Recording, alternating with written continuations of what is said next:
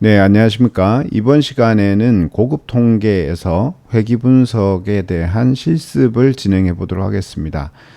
작업형 3유형에 해당되는 내용이죠. 앞서서 이론적인 내용들을 좀 살펴봤는데요.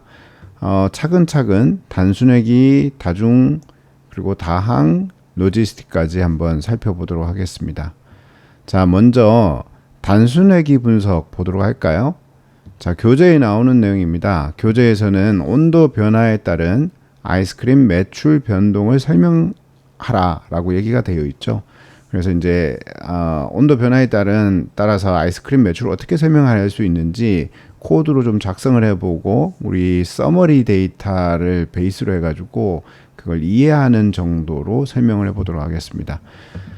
모든 코드를 다 작성하지는 않을 겁니다. 코드를 잠깐 설명드리자면, 자, 여기 보시면 먼저 라이브러리를 임포트 하잖아요. 라이브러리 임포트 하는데 이 위에 있는 라이브러리들은 한 번씩은 본 것일 거고요. 자, 여기 있는 statsmodel.api as sm이라고 불렀는데요. 이 API는 처음 사용하는 걸 겁니다. 그래서 우리가 회귀 분석을 위해서는 statsmodel.api를 불러옵니다. 자, 이걸 잊지 마시고요. 자, 그리고 밑에 부분은 데이터를 생성하는 부분입니다. 우리가 실습을 위해서 데이터를 생성하는 거고요. 만약에 이제 실제 문제를 푼다라면 데이터 파일이 제공이 되겠죠. 자, 여기 데이터를 생성하는 부분을 보시면 여기 np.random.seed라고 주고 템퍼러처 데이터를 이렇게 생성을 했죠. 그리고 이제 세일즈 데이터를 또 생성을 했습니다. 이렇게 템퍼러처와 세일즈 데이터를 생성하고 이것을 데이터 프레임으로 이렇게 묶었습니다. 데이터 프레임의 내용을 보시면 템퍼러처 데이터가 들어가고 그 다음에 아이스크림 세일즈라는 데이터가 들어갑니다.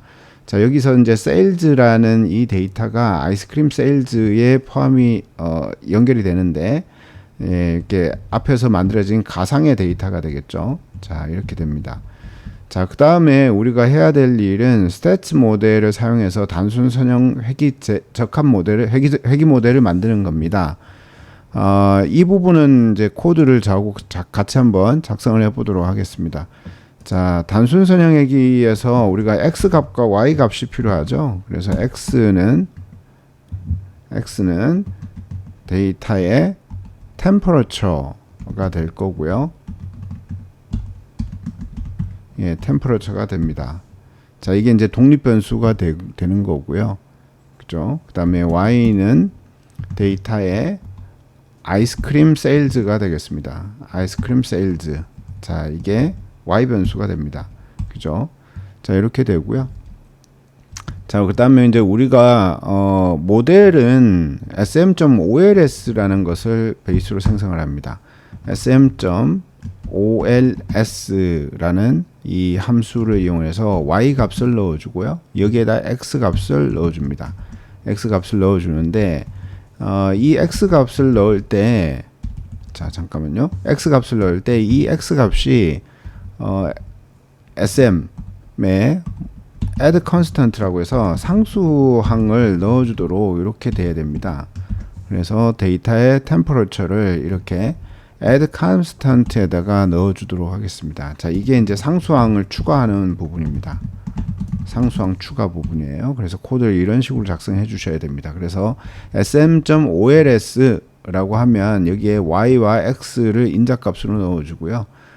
이 인자값을 fit 해가지고 훈련을 시키면 얘가 바로 모델을 리턴합니다. 그래서 모델로 이렇게 받으시면 되겠습니다. 여기 이렇게 해서 선형 회귀 모델을 만들 수가 있습니다. 자, 이렇게 하실 수가 있고요. 자, 밑에 보시면 회귀선이라고 되어 있습니다. 그래서 model.predict 해서 x 데이터로 예측을 한 거고요. 자, 이렇게 예측을 하면 여기 predict sales라는 데이터를 넣었습니다. 자, 요거는 이제 회귀선을 그리기 위해서 예측한 부분이고요. 자, 밑에 보시면 산점도 및 회귀선 플롯이 있습니다. 자, 여기 있는데요. 요거는 이제 시각화를 위한 거죠. 자, 이 아래쪽에 보면 이렇게 시각화되어 있는 차트가 있는데요. 이 차트를 그리기 위해서 작성한 코드입니다. 다시 위로 올라가면요.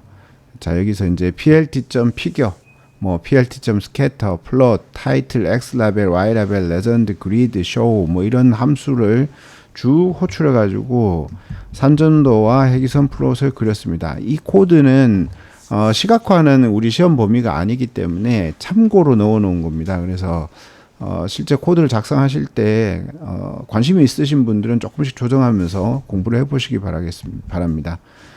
자, 그 다음에 우리 회귀 모델의 요약 결과를 출력하고 그것을 이해를 해야 되는데요.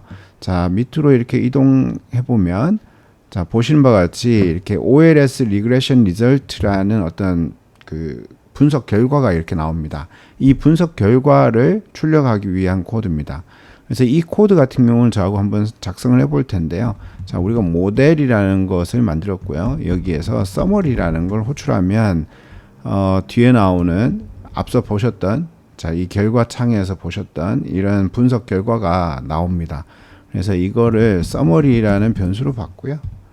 이걸 프린트해서 화면에 출력을 해보도록 하겠습니다.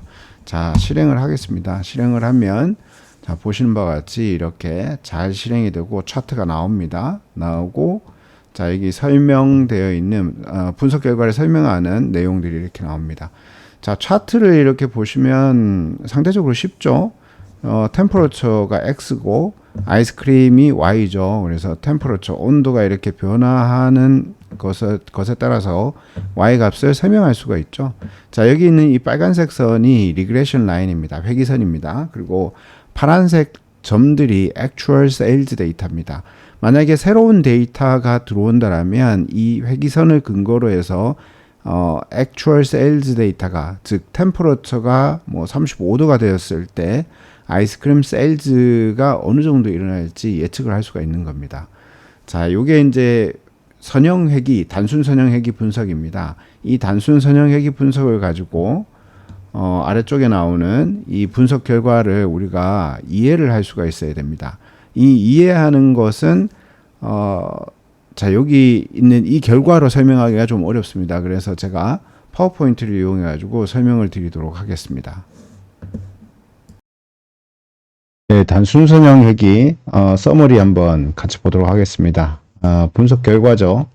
분석 결과에서 우리가 주목해서 봐야 되는 것은 여기 동그라미로 표시해 놨죠. 1, 2, 3, 4 정도가 되겠습니다.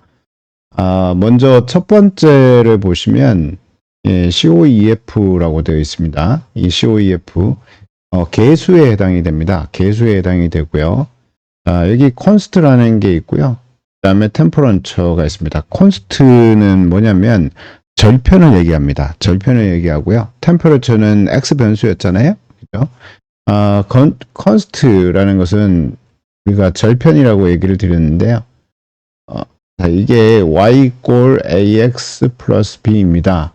자, a가 temperature입니다. temperature 회귀 계수에 해당이 되고요. const는 절편에 해당이 됩니다. 그래서 이 지점이 바로 B에 해당되고 이게 const가 되는 겁니다. 자, 이렇게 되는 거고요. 그래서 이제 문제에서 만약에 temperature x 변수의 회귀 계수를 구하라 라고 한다면 여기 temperature의 67.9405가 정답이 되겠습니다. 자, 그리고 옆으로 쭉 이동하시면 여기 p-value가 나옵니다. p-value가 나오는데요. 이 p-value가 의미하는 것은 뭐냐? 이 개수들이 타당하냐, 타당하지 않느냐라는 것을 보는 겁니다. 네, 그래서 여기 보면 p-value 자체가 0.05보다 작은 굉장히 극도의 작은 값이잖아요. 그렇기 때문에 이렇게 이제 값이 작으면 통계적으로 유의미하다 이렇게 보시면 되겠습니다. 자, 그 다음 이제 세 번째가 R-squared와 adjusted R-squared인데요. 자, R-squared는 뭐냐? 모형의 적합성을 보는 겁니다. 모형의 적합성을 보는 거고요. 이 모형의 적합성은 R-squared는 0과 1 사이에 존재하잖아요. 그래서 0.874면은 모형이 적합한 겁니다. 그런데 어떤 경우에는 숫자가 높고 어떤 경우에는 숫자가 낮을까요? 네, 이 숫자가 높고 낮고의 의미는 뭐냐면 모형이 퍼포먼스가 우수하냐, 우수하지 않느냐라는 걸 보여주는 겁니다. 그래서 만약에 퍼포먼스 기준이라고 한다면 87.4% 정도의 성능을 보여주고 있다. 이렇게 보시면 되겠습니다. 자, 그 다음에 이제 봐야 될 게 네 번째, 이 값입니다. 여기 위에 있는 F 통계량하고 같이 보면 좋을 것 같은데요. 이 F 통계량은 모델이 통계적으로 유의미하냐라는 것을 보는 겁니다. 모델이 통계적으로 유의미하냐라는 걸 보는 건데, 위에 있는 이 부분 F statistics라는 게 F 통계량이고요. 680.3이에요. 그리고 이제 저게 통계적으로 유의미하냐라는 게 유의미하냐라는 것을 보는 부분은 요겁니다. F 통계량의 p-value에 해당이 되는 겁니다. 지금 6.90하고 2-46 뭐 이렇게 되어 있는데 이게 굉장히 작은 숫자잖아요. 그렇기 때문에 얘는 0.05보다 매우 작은 숫자이기 때문에 통계적으로 유의함을 알 수가 있습니다. 그래서 이런 4개 정도의 값을 보면 이 단순 선형 회귀가 어떤 의미를 가지는지를 아실 수가 있습니다. 그 외에는 많은 내용들이 있는데요. 이 많은 내용들을 우리가 전부 다 알기는 조금 어렵고 여기 나오는 4가지 정도를 좀 숙지하시면 되겠습니다. 자, 그러면 수고하셨고요. 여기에서 이제 회귀 분석, 단순 선형 회귀는 마치도록 하고 다음 시간에 다중 선형 회귀를 보도록 하겠습니다.